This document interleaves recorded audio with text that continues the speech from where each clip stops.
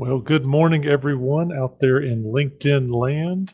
We are excited to get today's content put in front of you. For those of you who are watching live, go ahead and drop us a comment in the comments and let us know you're here. We're glad you're here. For those of you watching this on a replay, watching this on LinkedIn later, well, just know that every month we bring this kind of content to you on LinkedIn Live for the benefit of you, your business, and your sales teams. Sean and I are joined today by a special guest, Nick Reed-Smith, who by all accounts has the largest network of any of us. So he has a lot of experience in growing networks, but also has a lot of insight and also some questions. How do champions get better? We asked, more questions to learn more. So with that, Sean, it's over to you and Nick. Thank you very much, Kevin. Thank you, Kid Nick, for actually being on here. So I'm going to set the stage a little bit because Nick reached out to me a couple months ago and asked me a question, and it was a great question. I was driving at the time. So we sat down, had lunch, and I was able to have him re-ask the question, asked him a bunch of clarification questions about his company, and then we had a great conversation over lunch. And it made me think that maybe I could take that high-level thoughts that I was delivering and deliver it to everybody else. But I thought it'd be really fun if, Nick, you would kind of set the stage and ask that question again. Absolutely. Well, thanks, guys. I sure do appreciate you having me on. And the secret there, Sean, is I was just trying to get a lunch out of you, but no, for real, I really appreciate it. And you gave me great advice, and it's helped out tremendously. So just to kind of rephrase things. So a few months ago, I had a really successful quarter. And then the reward, as you know, always for having a successful quarter is smaller territory. And so I had a very small list of key accounts that I was able to go after. And then anything outside of that, I wasn't even allowed to prospect because those were in someone else's territory. And so I was put in this situation where I really couldn't afford to lose any single one of those accounts. And so I was asking you, Sean, how do you approach that? Because it's not an environment I had been used to up to that point.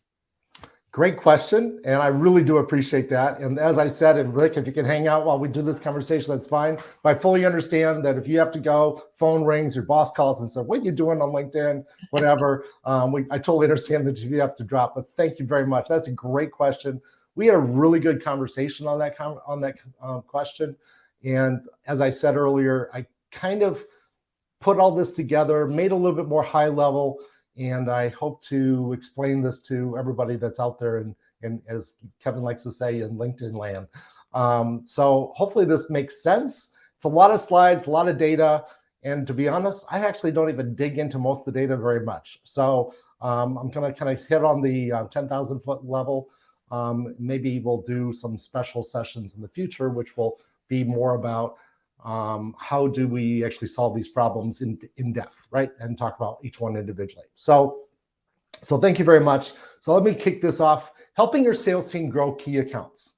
So Kevin, thank you very much for hosting and doing all the background work while I do this presentation. And Nick, you're fantastic, and I really appreciate it. I probably owe you another lunch. So there are many benefits to key accounts within your organization, within anybody's organization. It forces, as Nick kind of learned, it forces salespeople and companies to be closer to their accounts. It also aligns the sales and marketing message to a specific account. Now I'm going to talk about all these issues in the coming slides, but it's really important to think about key accounts as being a way to focus and understand your accounts even better. And if that's important for your business, key accounts is a great strategy. But there are some risks, and some of those risks I'm going to talk about. Nick, you actually talked about one of those risks, and that is what happens when I screw up, because I can't afford to screw up anymore on that one account, right? And that is the fact of life. That's part of the reason why companies do key account management programs, is so that they force you not to screw up, because they really want every account to matter. So that's the first thing. Don't screw it up. It's really important. We're going to talk about some ways you screw it up. I'm going to talk about some ways that not to screw it up. But that's still the ability to screw up an account is real, and it's an issue that every salesperson has to worry about, as well as the company itself, because I'm going to tell you some tricks about why companies can screw up or not screw up. There's also this issue of bad list selection, and that's a risk also, right? So if you as a salesperson, Nick, or anybody else out there in LinkedIn land, that you get a named account list, or you are thinking for your company, you're going to put named accounts out to your salespeople, well, make sure that your list is actually good, because if you give them 30 accounts and 20 of them are bad, ooh, that makes a tough life for that salesperson. And then it also, one of the risks at a company level is it may inhibit other use cases. So if your list is targeted at a specific type of vertical, specific type of user, specific type of account, then the reality is you may actually not find other opportunities to increase your revenue because you were ignoring other markets if you're doing that too much. So that's a risk at the company level that you need to make sure that CEOs need to make sure that they're not putting their company at risk for that. So I'm going to talk about all these in more detail, but let's keep going. So I'm going to first start off with advice across all key account strategies, right? Regardless of what it is, regardless of how you're reasoning you're set up like this, just cut some high-level advice on key accounts. So why should companies have a key account list? First of all, you may say certain accounts need more attention. They need to have more focus. They need to be more important. They need to be brought to the CEO level or the executive level of the company more often, or maybe vice versa. You're already talking to the CEO, and so they just take more attention. Also, a company has a lot of salespeople. So bigger companies, lots of salespeople, and let's just make up this example. You're going after the Global 2000. If for some reason your product is great for selling to everybody in the Global 2000, which by the way are the largest 2,000 companies in the world, and if you're 2001, you can't use the product at all, right? Let's just make that scenario up, right? If you have 40 accounts per salespeople, you need 50 salespeople. So if you have 50 salespeople on your team and you can only sell the Global 2000, then okay, it kind of makes sense. Let's just name these all out. We've covered our entire market. It's not good for everybody else. So let's just kind of go after those. It also implies a long sales cycle. So if there's accounts where you need lots of meetings and constantly talking to many, many people in the organization, well, that's great for a key account list, because now you can have that salesperson, that sales team focus on one or two clients and really spend the time that they need to really do it right. Now, if you have a product though that you're in and out really fast, then maybe key accounts isn't really your type of deal. So just a little risk there. So why you should have it at a company level. I'm going to tell you right now, and I've been using this a long time, and I'm not going to train everybody today on MedPick. MedPick is a great tool for key accounts. In fact, I'm going to tell you is probably the best tool for key account management and going after key accounts. Many people, especially people that might be watching this seminar, will use something called BANT, which is budget, authority, need, and timing, BANT. The problem with BANT is it's really good for small deals, transactional deals, getting in, getting out. Once you get to a deal that's going to be 5% of a salesperson's quota or 10% or 20%, it's just not enough information. One of the things I'm going to talk about in this presentation is you need to reduce your risk of losing. You need to reduce your risk of screwing up. So you need to have as much information about your key accounts as you possibly have, and BANT, just not enough, right? So you need more information if you're going to say, I will never screw this account up because I know so much about this company that they just have to buy from me. And that's really the goal of a key account strategy. So high level, what does MedPick stand for? And I'm not going to talk too much more about it. Once again, I'll probably do a session later this year. So if you want to keep on getting these sessions and being on our CEO workshop, let us know. But MedPick stands for M is metrics, E is economic buyer, D and D are decision process and criteria. P is the paperwork process. How do we get an order? I is the identification of a goal. Some people actually say identification of pain, but I like goals, and we'll talk about that sometime in the future. And then we got the 3 C's. We need coaches, we need champions, and we have competition. We always have competition, so we have to understand what those are. MedPick is a great framework for allowing us to understand what all those people are, all those processes are, and allowing a team of people to interact and understand what's going on at the account. So I suggest that everybody has a key account strategy. Think about using MedPick. I'll do another session sometime in the future on MedPick. I also suggest that you do something that I call a power matrix. A power matrix is great for deals that are over 5% of your quota. And I kind of do everything in my life, just so you know, about how big is this compared to my quota, right? If I want to do $1 million or if I want to do $2 million, that's the expectation of the company. If this deal is 1% of that, well, I got to get it done really fast because I got to go on and do something else. But if it's 5% or 10% or 20% of my quota, now I can't screw it up. And that's the theme of this program is don't screw it up. If the opportunity is 5 to 10% of your quota, then you probably can get by with 9 people that you know. So a 3x3 power matrix. I'm going to show you what a power matrix is in a second.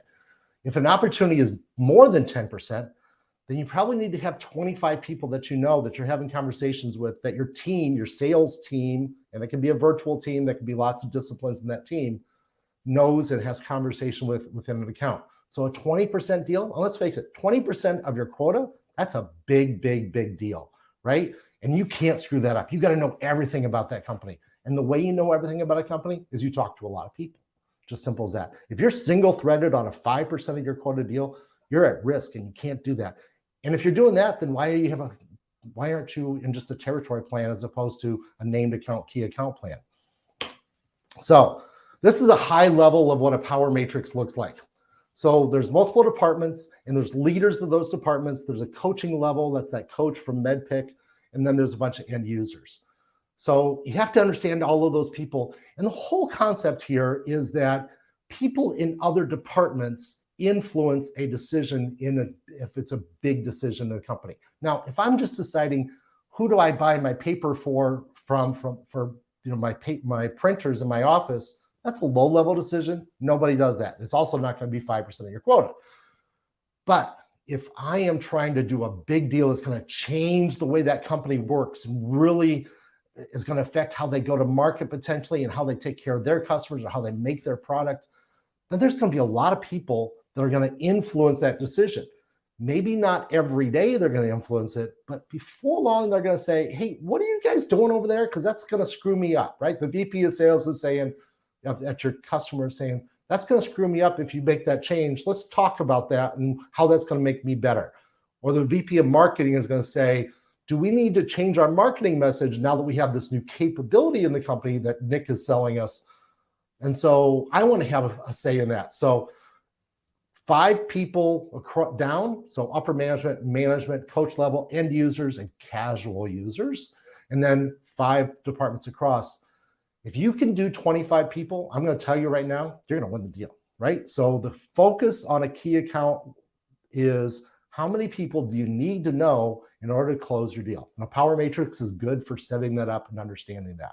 I'll come back to power matrix here in a little bit again. So there's 2 basic scenarios for key accounts.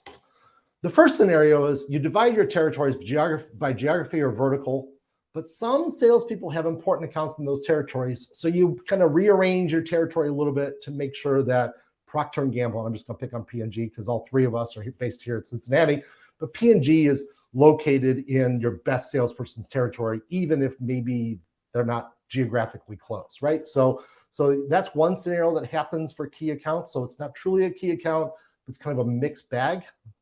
The other one is you divide your territories by name accounts, period. And typically that's anywhere from 1 name account. And in my career, when I was a salesperson, I actually had a situation where I was the key account manager for 3 accounts. They were big companies, let's be honest, but 3 accounts. So that happens. They could be broken out by all existing accounts. So everybody in that named account list is an existing customer. Or maybe some are existing and some are prospects. That's okay too. All of these are okay, by the way. And some of them they are all prospects. Now that last one is a little scary.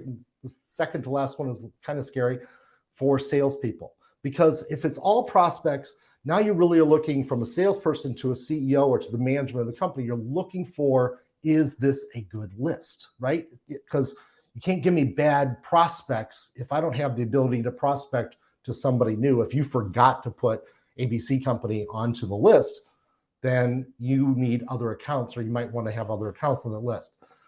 Typically what happens if they're all prospect lists, you get a larger 50 maybe 50 or 60 named accounts, because then you do have some ability to have a bad company in there. But when I talk about don't screw up, this is the area where top management sometimes does screw up. And so to all the CEOs, to all the sales leaders that are watching this presentation, don't screw this up. If you are going to give an all prospect list to a salesperson and say, you are going to make all your money, you're going to pay for all your bills, you're going to feed your family and pay the mortgage off of this list, you better make sure that's a good list. Make sure that that's a list that they can make money off of. So that all prospect thing is scary for the salesperson. It should also be scary for the sales leader as well. I'm going to talk about all three of these in different situations in a second. So when you're looking at your key or your named accounts, so I see it named to both. Nick, I think you said yours were key accounts, but they could be named accounts, whatever your company decides, it's the same thing. You need to understand your strategy per account. Is it land and expand, or is it just expand? Let's be honest. Land and expand means I'm going to close the account and then I'm going to expand because I can't expand until they're a customer. Or is it just expand because they're already a customer? Now I just have to make them bigger. Both strategies make sense. Both strategies are important, but I'm going to break them out. I'm going to talk about land first, and then I'm going to talk about expand because that's the same once we've landed. I'm also going to talk about this concept that I bring up in my book, and you can see my book over my shoulder here. And that is, the book is called Eliminate Your Competition. You don't need to read my book. It's a good book, though. I talk about 4 types of salespeople all the time. And when you have a territory that's made by a number of counties, maybe a state, maybe a city or two, that's your territory, you could be a farmer or a hunter, which are traditional types of tools or naming conventions that sales managers will use. You can be a farmer or hunter and succeed. However, when you're a named account manager, when you are going after key accounts, you need to turn into a gatherer or a trapper, one of those two. I'm going to talk a little bit about what that means, but a gatherer basically means I am taking care of existing customers and now I have to expand. A trapper is I have new companies that I'm going after, new logos that I'm going after, and now I need to break into those accounts, and I got to do it efficiently and not make any mistakes because I only have 30 named accounts and I can't screw any of those up. So a trapper is going to help you do that. So just kind of, if that's your world, think about how to do that and how to be part of that. So regardless of if it's an embedded account into a territory, when it's 1 or 2 accounts, but you have a territory, or if you're in a land and expand kind of a thing, account classification is very, very important. And salespeople, this isn't for you. So if you're a salesperson for this slide, go to sleep for a second. Because the sales manager, the VP of sales, the CEO, he needs to do this or she needs to do this. Which accounts are my A accounts? Which accounts are my B? And which accounts are my C? And let's be honest about that. Let's really understand that. If you need help doing that, Kevin and I do that. We help our customers do that all the time. And we're happy to help you do that, even if it's just on a one-off basis to solve that problem. That leads into the fact that time management is important. So because you need to figure out, is the activity at each account urgent? Is it important? Or is it important and urgent? I think it was President Eisenhower, I think it was actually General Eisenhower at the time, that came up with that kind of classification system. And so a lot of times, if you want to read more about urgent, important and urgent, do a Google on Eisenhower time management or something like that, and you'll probably come up with some great articles on that. But anyway, you need to really understand from a CEO standpoint, from a sales leader standpoint, you need to understand, is the activity I'm going to do at these accounts, my A accounts, my B accounts, and my C accounts, is that urgent or is it important or is it both? Is it important and urgent? Because time management becomes so critical with 30 accounts, and that's all you have. Because remember, we don't want to screw up. So I said this before, you need to land before you can expand. So you need to evolve from being a hunter to a trapper. And trappers are more, have the ability to think ahead and plan ahead a bit more than a hunter does. And that's why it's important, because you only have 30 accounts. You can't screw up. So you can't just hunt, shoot something that moves. You actually have to plan ahead, think ahead, and go after it in a very, very careful methodology. So landing with named accounts. Once again, can't afford to screw it up. Got to choose the right customers. And so you have to think of what is your right marketing strategy. And this isn't the sales guy. Nick, this isn't you. You can go to sleep on this one because it's really about account-based marketing at that point. right? So if you're not working with your marketing department, the salespeople out there, if you're not working with your marketing department, you're going to struggle with named accounts, because named accounts implies that marketing is involved. It implies that you have a really good marketing strategy. It implies that the company reputation, your company, Nick, is stellar, right? You have a fantastic website that really explains your value proposition. You have great collateral that people can download with white papers. You have keynote speakers that are on your staff that are making presentations at big events and getting your name out. Company reputation with named accounts is critical because we can't afford to screw up. And since we can't afford to screw up, the sales team is leaning on that company, his employer, her employer, to really do a great job and all of those other things. And if you don't have a good strategy for that, Kevin and I both know friends that can help you with that, help you create a great, effective account-based marketing strategy that can help you do all that stuff. It's not what we do, at least not what I do, but you need to have that if you're going to have a truly great named account experience for your salespeople. Now, I talked about this establish an account management framework. Let's talk about that a little bit more. So that includes onboarding. So when you're landing an account, what is their onboarding process, right? How good is that within your organization? Once again, Nick doesn't worry about that. Nick's in charge of getting them to the door, but Nick depends on the rest of the company. Every key account manager does this. You depend on the rest of the company to have a great onboarding phase, right? So the customer is excited and doing a great job. You depend at a company level at creating some stickiness with that prospect. You just spent a ton of effort getting this prospect to be a customer. So what is that stickiness? What other ancillary products are you going to sell them? How are you going to increase that penetration? That's that expand part that I'm going to talk about in a second. But don't do a named account program if it's a one and done type of a thing. If I sell something once, and I know, Nick, this isn't your life, but you sell something once, and then the customer goes away and they don't ever have to interact again with that company again, right? So I know that's not the case with Nick's products, but there are products out there that are like that. So then you have to question, well, do I really need a named account program or a key account program in that case? So we talk about this. Everybody says, start at the top, get to know the top person. And I'm just going to tell you, don't start at the top, start at all levels.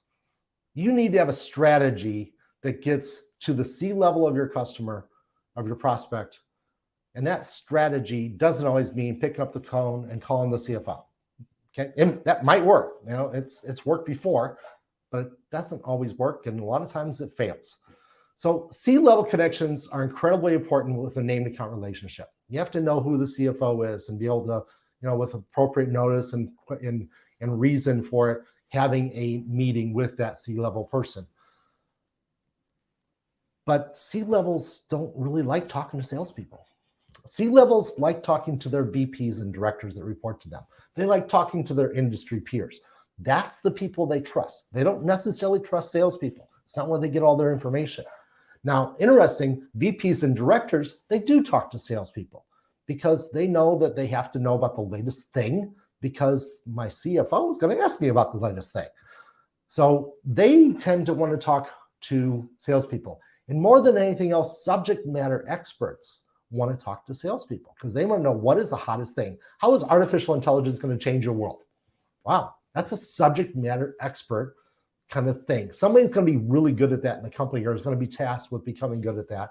They're going to tell their manager, they're going to be in meetings, they're going to write a white paper, a report. That report is going to get funneled up or summarized to the C-level, to the CFO, the CEO, the CRO, whatever the case may be. And that's how that person's going to find out. The C-level is not going to do that information gathering. They're going to trust a subject matter experts. So in order to meet and influence C-level people, you need to meet and influence industry peers, directors, managers, subject matter experts or SMEs, and vice presidents. And that's just a reality of life. So when you're calling on a key account, now you have to say, okay, I have this power matrix. You can see it there sitting on the right-hand side of the slide. I have the power matrix. Okay, I know I need to talk to the CFO at some point because it's going to be a big enough deal that CFO is going to approve my deal. I know I have to talk to the CMO because I affect how that chief marketing officer does his or her job. but I'm not getting anywhere talking to them. I'm not able to actually pick up the phone and make a phone call to them. How do I do that? So that's why don't start at the top, start at all levels. You need to have a plan for how are you going to go after upper management, the coaching level, as well as end users and casual users, because that's where that subject matter expert lives. So you need to have a plan on how you're going to get there and how you're going to map that out, how you're going to go after it. And that's why the Power Matrix is so powerful, because it's a way for you to say, I have too many holes. Right now I have 25 holes. If you look at the one on my screen, I have nobody on there. I don't have anybody that I'm going to be able to talk to at this account. I'm not going to close this deal. Right? As you start to populate it, as you start to understand it, that I have so many people in marketing, and wait a second, I don't have anybody in sales, and sales is always have something to do with buying my product. So why don't I have anybody in sales that I'm talking to at my prospect? It's a great way to figure that out. Hey, Sean, got one for you here. Yes. On your last slide, quick question thinking about key accounts. When you've got a key account that maybe has different divisions, right? How do you break that down with that same power matrix kind of thinking? I'm imagining some of the folks on this call may have a Fortune 500 account where they are named, but they've got different divisions they can sell into. Exactly. So the great question. Thank you very much for Kevin and whoever asked that question to you. So I said earlier that at one point in my career, when I was younger and didn't have so much gray hair, I was also a little bit lighter. I was in charge of 3 accounts, and they were big accounts. And I'll just name the accounts as they were known at the time. And that was General Motors, Ford, and Daimler Chrysler. Daimler Chrysler's now, of course, changed their name 16 times. So I know it's something else now. But they had divisions all over the world, and they operated differently in those different areas. I literally had a power matrix for every single division, because every single division worked differently. In the case of General Motors, which is essentially a consumer products company, they just sell their product not on grocery store shelves, but on these things called auto stores or dealerships. I had to talk to people in marketing. I had to talk to people in manufacturing. I had to talk to people in sales. I had to talk to people in finance, because they are big things that cost lots of money. So their finance was an issue. All of those organizations had to be covered, and they all did something slightly different. Some areas of the company were a little leaner and could move faster. And so maybe they were a 3x3 matrix, and I focused on them differently. But other areas were just, they did everything by committee, and I had to truly understand everything that was going on. In fact, I actually got to the point where I was doing 7x35 or 7x5. So 35 people on some of those really big deals. And that's okay, right? I just had to know lots and lots and lots of people, because everybody had a say and everybody was part of the process. And so it's okay to think of your big account, your Fortune 50, Fortune 10 customer, as multiple companies that are operating differently, because they probably are. They probably are set up to be, quote unquote, spun off. When I was at General Motors and calling on them, they had this area that was about finance. It was called GMAC. Well, GMAC doesn't exist. It's kind of Ally Bank today, kind of. If you kind of look at how it moved through its history after it left General Motors. But GMAC purchased differently, because they were a bank. They were the finance arm of General Motors. They purchased differently than the rest of the company. Ford Motor Credit was different than Ford Motor. So it's okay to operate as separate divisions and think of them and have a strategy based on separate opportunities and separate kind of organizational chart and the way that the company operates. That's perfectly good. Great question. Yeah, Nick, you have a question too? Yeah, Sean, this is such great advice that you're giving. Something you were saying earlier on, and you shared with me, was with these key accounts, it might help to start bottom up versus that top down approach. Sometimes I've run into this where you start bottom up, and the person you're talking to, maybe because of their position, they don't totally see the full picture of how it's going to benefit the company. Maybe they're not quite comfortable yet. The trust isn't there, and they're not ready to introduce you to their team. So how do you multi-thread in that situation without stepping on toes and sabotaging yourself? Stepping on toes and sabotaging yourself, that's that don't screw up thing, right? That we've been talking about. So it's going to be different for every single account, every single situation, every single personal trait that company has or that person has, right? Some people are like, I'll take all the help I can get. Or no, I don't want to look bad. I'm going to make you look like, I need you in order to do my job. And everything in between, right? You're shaking your head, so you've seen that, right? So you do have to kind of influence in that differently. But that's also why I kind of encourage everybody to go wide. And if you're only counting on Sarah to introduce you to Steve, and Sarah, you just can't get that bond and get that trust going, well, then don't just count on Sarah. Instead, count on Sarah and Steve and Kevin and Sally to help you do that. And maybe one of those is going to be better. So named account strategies by their nature means you can spend more time on the account and get wider if you're getting blocked by somebody. So be careful about blowing it up and stepping over somebody and insulting their intelligence and going up. It's actually better to go sideways at that point, see other people in the organization and see if they'll gladly introduce you to top executives. I'm going to actually talk a little bit about that in a slide coming up soon, but it's really good to go sideways in those situations. Don't create enemies, because enemies that you create, that's equivalent to screwing up. Enemies that just don't like you because they like a different company, they like a different vendor, well, there's not a lot you can potentially do about that. Sometimes you have to just deal with that situation if they like another vendor. But if you cause that animosity, don't screw up. Go sideways to get around them without them really knowing that you're trying to do that. Hopefully that helps a little bit. There's another slide coming up soon. Ask me the same question if I didn't dig in too much. So if you're reaching out, and I know, Nick, you and I've talked about this one, if you're reaching out and the nothing's getting through, well, I got news for you. Just about every company nowadays has this amazing ability to filter out all of your email, right? If they don't know you, they're not going to read your stuff. That is even more true when you're at the executive level. C-level people, they never read their email that hasn't been read by somebody else.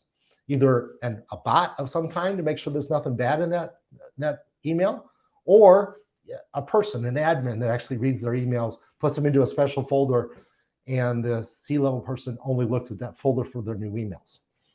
So you just don't count if you are reaching out all by yourself the first time, and you're reaching out to Joe Blow, the CFO at your biggest company, biggest prospect.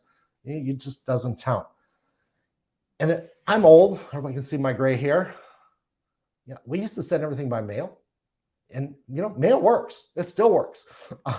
Especially a targeted letter, a targeted conversation, right? So nothing form-fed, because you only have 30 named accounts. So why do you need it to be a form-fed email, right? Say something well, work with your marketing department to say something's very targeted to that company. So that's that account-based marketing kind of scenario. But say it via a letter. Not a big 16 documents that I'm going to send them. One letter, just one thing. And maybe you do it with a coffee cup or something else to kind of get their attention. That's okay too, right? And if you don't know where to get coffee cups and logo stuff, give me a call. I've got a great source for that. And Kevin and Nick both know that my great source. But targeted U.S. Postal Service, targeted FedEx, or whatever tool you want to use does work. But just make sure it's targeted. And it's not a form letter that you sent out to 40 people, because you don't need that, because you only have 30 named accounts. So do it right, do it well. Networking works. Remember, if the CEO meets somebody and they say, Nick is fantastic at this thing, you really got to talk to him. Guess what? You're going to get a phone call, Nick, right? So networking works. So having other people sell for you by mentioning your name, mentioning your service, just makes a lot of sense. And that leads into social media works, but less so as you get higher in the org chart. Reality is C-level people tend not to really need to be on social media, and they don't like it. It's kind of a waste of their time in some cases. So social media is really good for lower level people, for meeting people and growing that. So let's talk about that. And I am suffering for a bit of a cold, and I am going to take a drink right in front of everybody. I apologize. So social selling works, but don't spam your prospect. Teach, don't preach. The only thing you can do for a prospect that isn't a customer is make them smarter. I know Nick and Kevin have heard me say that multiple times, but the only thing you can do for a prospect that hasn't bought from you, and so there's no value that your company is giving them yet, the only thing is to make them smarter. You can't give them a raise. You can't get them promoted because they haven't done anything with you, but you can kind of get them promoted because you can make them smarter. You can make them more important, make them bigger in their organization. They're going to remember who makes them smarter. Nearly everyone under the C level, and maybe the C level, will have an up-to-date LinkedIn profile. So you need to know how to use LinkedIn really well. And we'll do other sessions sometime in the future, maybe on how to use LinkedIn. I'm not going to dig into that. Kevin's already mad at me at how many slides I'm going through right now. You need to meet everyone you can at the lower levels. And this kind of leads to, Nick, what you were asking for, right? So if Sally is blocking you, don't offend Sally by going over her head. Instead, talk to Sally's peer, Joe, and maybe Joe can get you there. And then you can do some form of this conversation when you reach out to the C-level person and say, I was talking to Joe about this and I would like your opinion.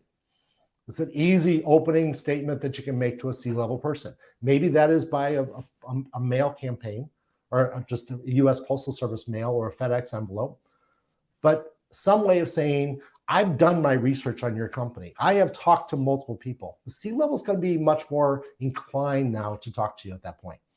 And because you need to get all 30 of your named accounts to be customers, you can't afford to screw up. So you need to do this really well and think about, how do I know more about my company, my customer, than my customer knows about himself? Okay, let's assume you've landed. And there's more stuff I could talk about each one of those slides, but Kevin will get mad at me if I dig into that too much. Now you need to expand. You need to evolve from being a hunter or a farmer to being what I call a gatherer, right? You need to be able to get more deals to happen because they are a customer. And those more deals have to happen easier than if you were selling them brand new every single time, right? So that's the whole goal of an account list or a named account list. So I'm going to talk about 8 things very, very, very briefly. And this could be an entire strategy a CEO workshop all to itself, just these 8. And if Kevin was doing this presentation, he'd say, y'all only talk about 4 of them because he likes to make everything high level. That's cool. He's good at that. So I'm going to talk about each one of these. So I'm not going to read the list, but 8 more things, and then we're going to wrap up and be done, and I'm going to be done right on time. The first one is become a solution provider for your customer. So if you're a named account, key account organization, and you are actually trying to deliver quality to that customer, and because you only have 30 accounts, you want those customers to become bigger, you want to expand, you need to not think of this as a transaction. Once again, if your product is only a transactional product and you're never going to sell to them again, then don't make it a key account list. No, don't do a different type of territory management. This key accounts are for companies that you can sell more to. So you need to develop a mindset for making that customer successful. So have a deep understanding of their needs and goals and their KPIs and their metrics for success. And then you need to figure out how to change your product, your offering, your conversation with them so that it is unique to them. And this is where account-based marketing really gets to the nth degree, because now I am going to treat them as their own individual single market. And I'm going to have something just for them. And I've had clients actually do that. They will create a product just for that customer. And it's very highly customized to exactly what their needs are. And they get bigger deals because of that. And that's really a cool thing. You need to understand the account economics. I like to joke, do you know more about how that company makes money and loses money than the CFO does?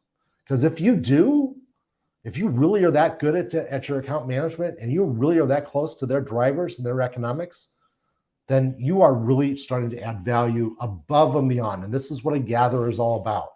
Truly understanding what are their enterprise needs, what are their true drivers of profitability. Not just did they do more transactions, but what really makes profitability work? What is the total cost of ownership of everything that around what your product is within that customer? What does their wallet look like for the things that you can sell? And you need, let's be honest, if you're a named account or a key account person, you need 100% share of their wallet. But you need to understand what that 100% share means. And finally, you need to do that power matrix that I showed earlier, that key decision maker and influencer analysis from the top down. So you know, when you tell Sally this at the lower level, she's a subject matter expert in artificial intelligence, you know when you tell her something, it's eventually going to wind its way up the CEO, the CFO, to the chief marketing officer, because they rely on Sally to help them out. So you need to truly understand that and truly have an understanding what that means and how you can use that to influence your revenue. You may need to reallocate sales coverage. Once again, Nick, this isn't for you, right? Because this isn't your problem. This is your boss's problem. Reallocate sales coverage. You need to think about better aligning to take care of digitally savvy customers. Now, I'm old. I've said this before. And we used to do everything with pencil and paper and pen. I mean, literally, that was true, right? And then we had these things called typewriters. But today, everybody says, Amazon, I go, I click, I'm done. It shows up tomorrow, right? Or today, depending on what part of the world you're in. That's what your customers kind of are thinking about. Modern buyers are millennials who prefer digital interactions.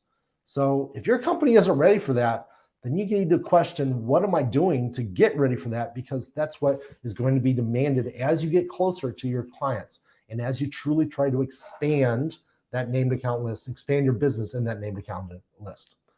You may have to bolster your sales operations. And I know from experience that most of my clients don't even know what sales ops is. And I think that's probably the same thing with most of Kevin's clients as well. They might have some idea. Maybe it's part of the job. And Nick, I don't know about your company and whether you have a fantastic sales ops. You're shaking your head yes, so I'm going to say yes. But they might have to be 50 to 60% of your sales team now.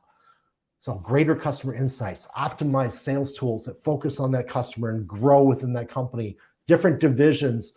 Kevin asked the question that somebody asked him just a second ago about how do I deal with a company that operates differently because they're so big, they're a multinational company. That's where this all comes into, where you might have to have different types of messaging, different types of deliverables per division, per geography. And that's just great because it allows you to improve your personalization within that company, within that target customer. Account reviews. Account reviews, you need to conduct regular account reviews that talk about how your relationships, and these aren't account reviews just inside your four walls. These are account reviews with the customer. Account reviews, are we doing the right things? What are we missing, Mr. Customer? What do you need from us? How can we help you with that? How can we grow your business? Because we are an extension now of you. And that's what it truly means to have a true key account program when you're able to do that. And then have your allocation of time and effort be based on importance and urgency. Account size is important. So a bigger account, that's important, but that may not be, it's more urgent. Economic potential, they're a growing company or whatever, that's important, once again, but it may not be urgent. Changes in market. Your customer is going through this massive change because something just happened in China. Well, that's an urgent thing. Now let's kind of do an all hands on board and let's get after it. Or account complexity. They just bought a company because these are bigger companies most likely, right? They just bought a company or they just spun off a company. Same thing, same problem. Now it's an urgent problem. So these account reviews allow you to prioritize where you're going to be. And that goes back to that second or third, maybe fourth slide I talked about, where time management with key accounts becomes so important, especially as you try to expand. Cross-functional teams. Talked a little bit about this already, but the reality is you cannot have one salesperson be taking care of your expansion on a key account. If it's a major account, if it's a Procter & Gamble, General Motors, a Ford, a Motorola, if it's a major company and whatever's big in your world, you can't just have one salesperson working on that. You need to have a team helping that salesperson be successful. And once again, I'm not talking to Nick here, I'm talking to Nick's manager. You need to create an enterprise scorecard that drives key account alignment. You need to align executives to executives. I mean, literally, I will actually map a chart out that says CEO of my company is going to talk to the VP of manufacturing of that company. Maybe it's not a CEO to CEO because General Motors are not going to do that. But I'm definitely going to talk to the VP of manufacturing or the CIO of manufacturing department, right? And that's going to be my CEO. They're going to have direct conversations. And I'm going to make that so that they're going to have a meeting every 3 months. And I expect that my CEO is going to write a report, just like I have to write a report or I have to put stuff into my CRM. I'm expecting my CEO to write a report to me as to how that meeting went, because he works for me or she works for me because I'm leading that team. And if you don't have that kind of mindset where, as I try to expand into these massive companies, these multinationals, if you don't have the mindset of the account manager is in charge, everybody works for him, not dotted line, not directly, but while that CEO, his boss is Nick's boss's boss's boss, and I don't know how many bosses you have to get to the CEO, but his boss's boss's boss is having a conversation. He's writing his notes down at the end of the meeting, just like he expects Nick to write his notes down at the end of the meeting. You need to think about how to improve your negotiating position. Once again, you've spent a lot of effort going after these key accounts. You've invested a lot of time and resources in your own side. You need to make sure that that customer doesn't leave. How do you strategically build switching costs to make them more expensive? How do you lock them into longer contracts? How do you embed your product into their product, their offering? How do you co-brand things or make custom products for them that they can't even get anywhere else on the market? You need to empower the account team. Remember that the account manager, the account leader is running that organization to make business decisions that affect the health and the revenue that you're getting from that account. This is how you expand. This is what a gatherer does. You can improve employee engagement. And most people don't understand this. Once again, Nick, this isn't for you. This is for your boss. Most people don't understand that the reason why employee engagement with a customer, the reason why they get upset is because you have bad employees. You have employees that are checked out. Gallup and Qualtrics both have done studies and they came up to about 30%. I can't remember exactly. One was 28, one was 30. So let's just say 30% of all employees are engaged in their work. That's bad, but when it's really worse when you think of the opposite side. 70% of your employees are not. They're destroying or not creating value day in and day out. So that key account leader, that person that's in charge with expanding, they have to be able to say, Joe is not on my team because Joe is checked out. Joe is just doing enough so you don't fire him. That doesn't work for me because I have this massive quota and I need to run this team. So Joe's out and I'm going to bring in Sally because Sally's awesome. And she doesn't have as much experience, but man, she works her butt off. Excuse my language. Personalization at a one-to-one level. You literally need to have personalized key account experiences for your account. You need to segment, not at the marketing level anymore. If you're working with a General Motors, you're not trying to come up with automotive products.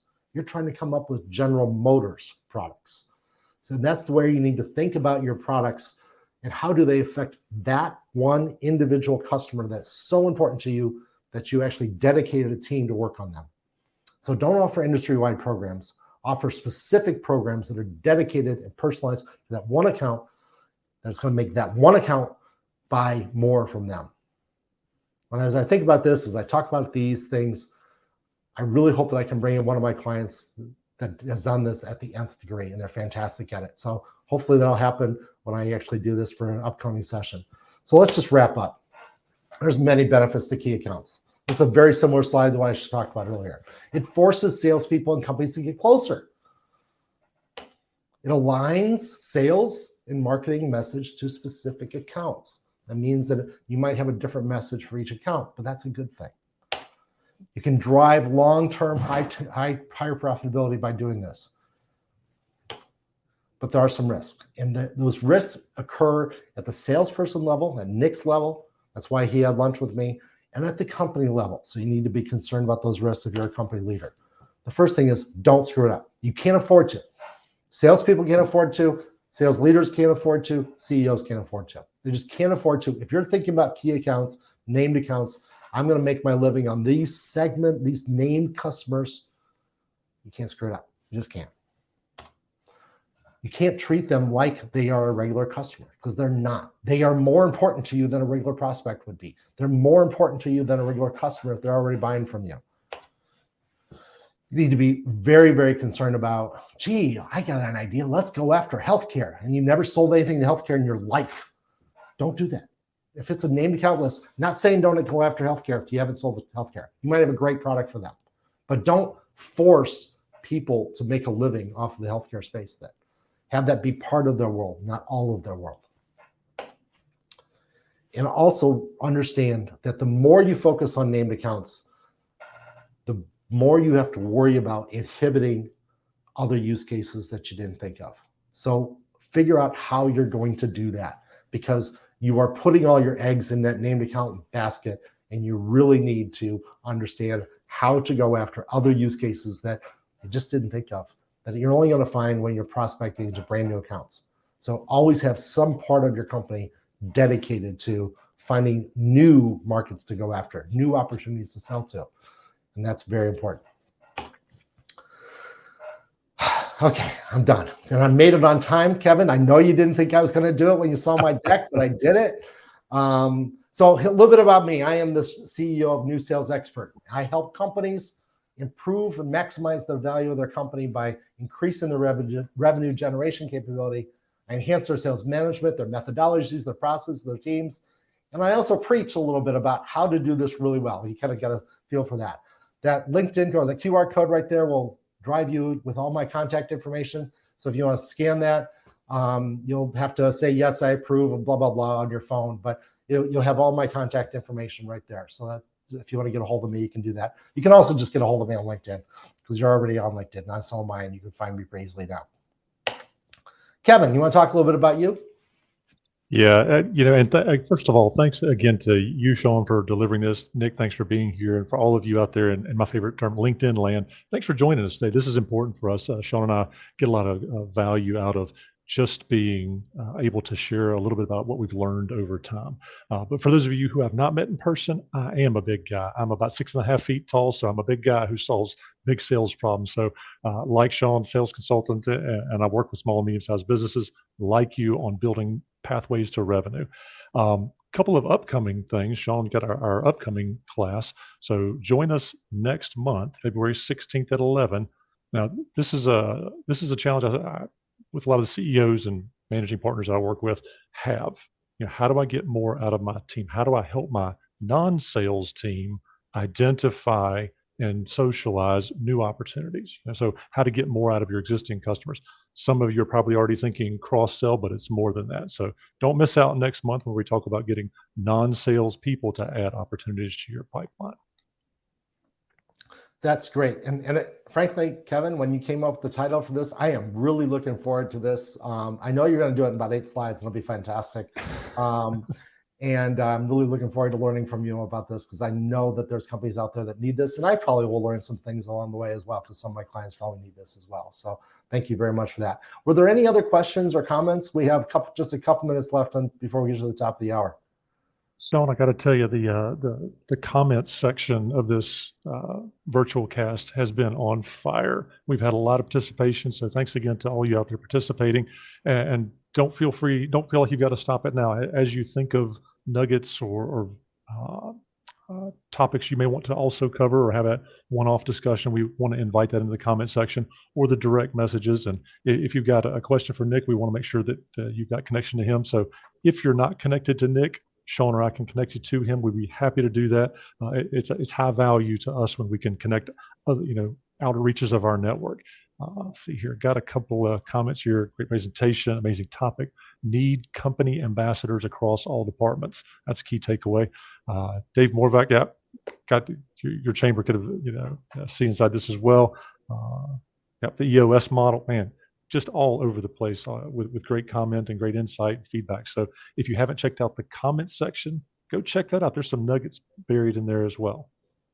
And Sean, with that? Nick, actually, I got to say it one more time. Thank you very much for staying on this whole time. I'll give you a out of office note if you need it for your boss, but I really do appreciate you helping out, giving me the idea for this. It was a great lunch and I enjoy putting together these slides. So thank you very much for your time, for sticking out and asking that question. Anything else you think I missed or any other comments that you can have? I had a quick question. So one of the things I love is how you were talking about the power of the U.S. Postal Service or snail mail.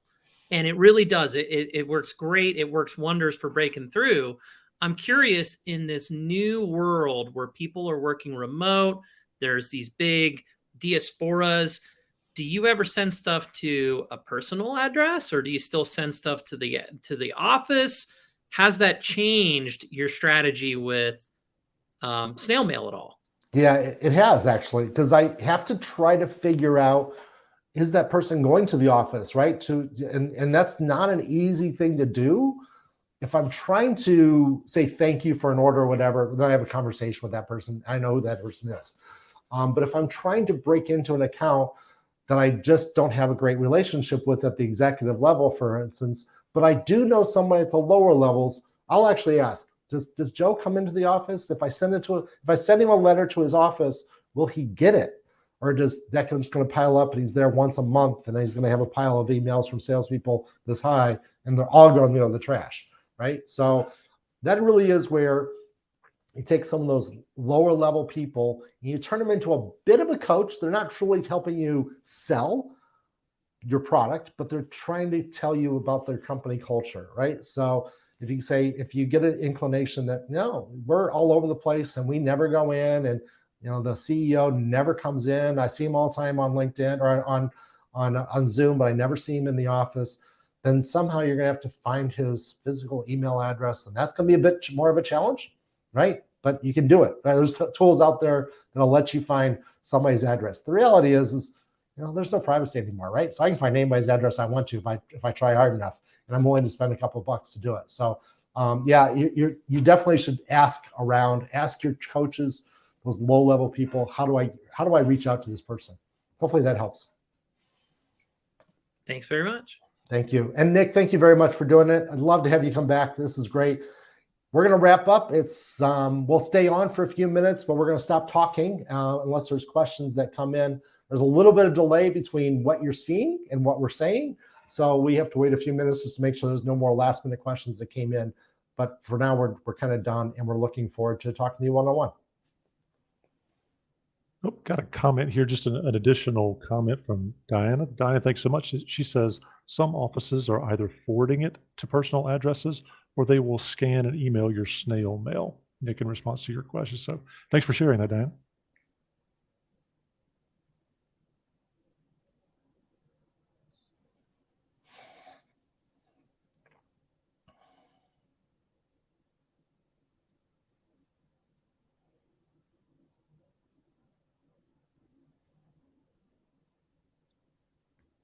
So I think, Kevin, we probably have caught up with the delay. I don't see anything else coming in, but you're looking a little bit closer than I am. I see some people dropping here, so we've got a few people still online, including us three. So I want to thank you all again for your time, and go have an exceptional day. Happy selling. Happy selling. Thank you very much. Thank you, Nick.